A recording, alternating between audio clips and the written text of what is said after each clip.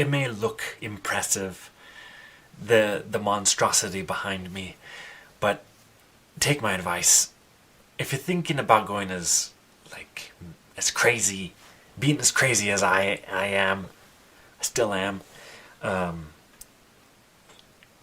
take my advice. Don't do it. Don't go for it. It's the worst. It really is. No, I'm not kidding. I mean, look at that. It's massive. It's oh man, look at all those keys. And let me show you something. That's not all. No, indeed. We're back here in the corner.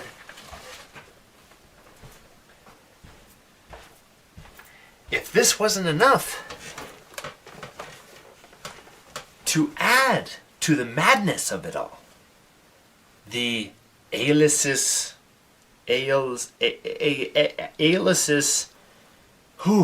pronouncing things, the wireless Vortex, or the Vortex Wireless. You can go completely wireless with this thing. It's got the 3 octaves, and your buttons and knobs and switches, and your slider, and the bendy knob thing.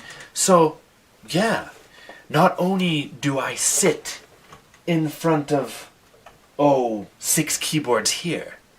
This one, if you didn't see. But I can also sit or stand at these keyboards while wearing a keyboard.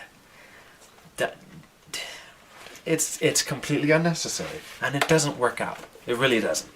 So at the heart of this setup, this keyboard setup, is the Korg Kronos.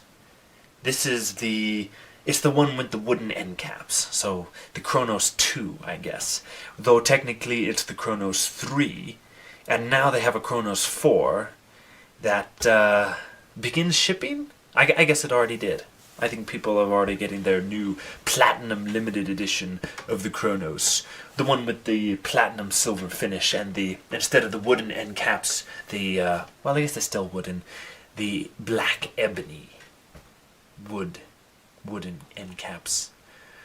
Ooh.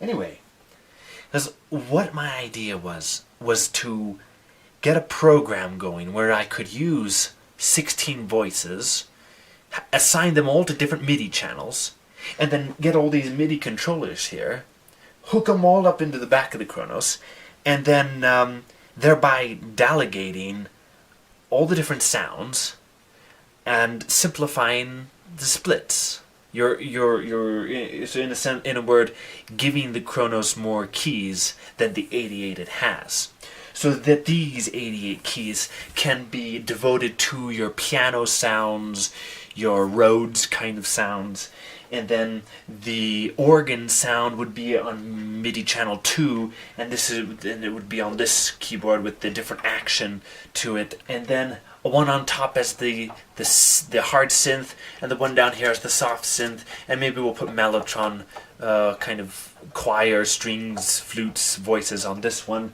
and maybe some vibes or vibraphone or bow voices on this one here. So let me show you how everything is done, how it's all plugged in, how it's running, and maybe at the end of the video show you how it sounds. Does that sound good? So let's talk about connections. The heart of the entire setup is the Korg Kronos, of course, because that is the only machine that can generate all of the sounds. All these other MIDI controllers, these two down here and the ones up here, they don't make any sounds of their own. It's only this Korg Kronos that makes any sounds.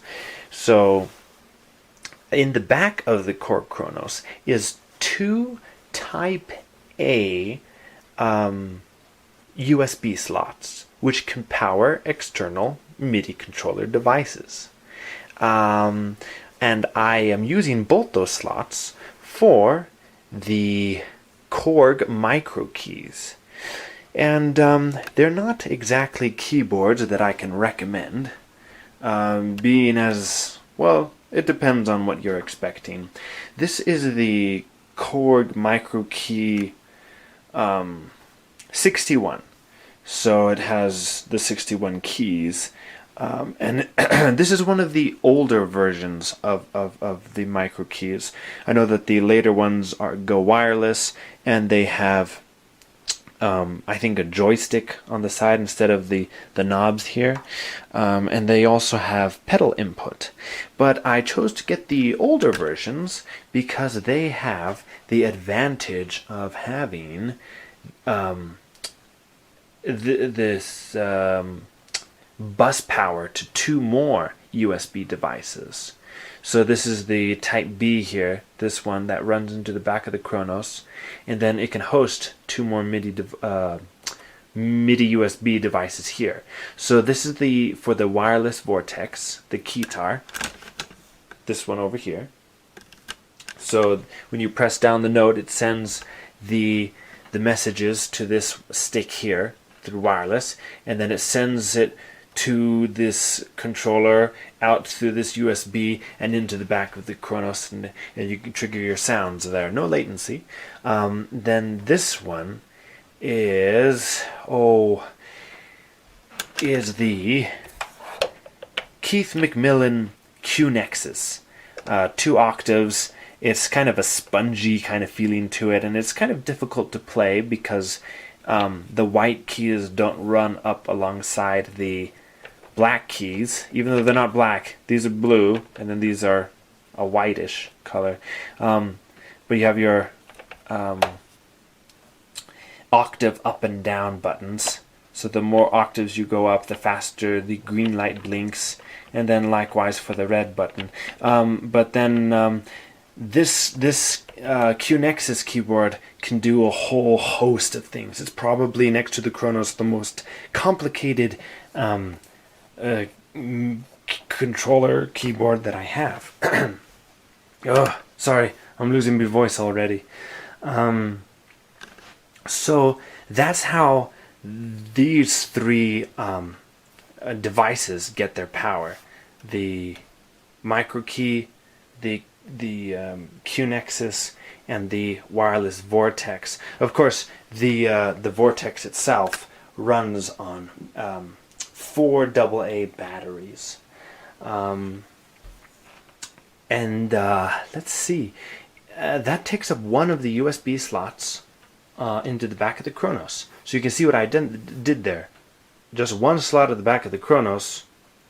I have another one that I can use, which I have used, with pretty much the same kind of idea. I have another MicroKey.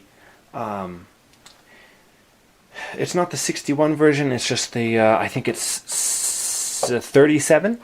And it's the same thing. The knobs on the side here, the octave up and down buttons. And then likewise, it has a 2 USB hub here, so you can power 2 more devices. So you see how I branched that out. So the CME Xkey is plugged into here, as well as the Korg nanoPad 2, which gives me these nice pads that I can use, and that all runs in through the Xkey hub here. Not Xkey, MicroKey, and it plugs into the second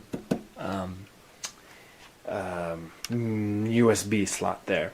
And then, of course, the Kronos has your traditional MIDI cables, your MIDI in and out and through, and that's what this 5-pin cable is. That's how the Roland the MIDI controller, the main one here, that's how it runs, sends its messages to the Korg Kronos.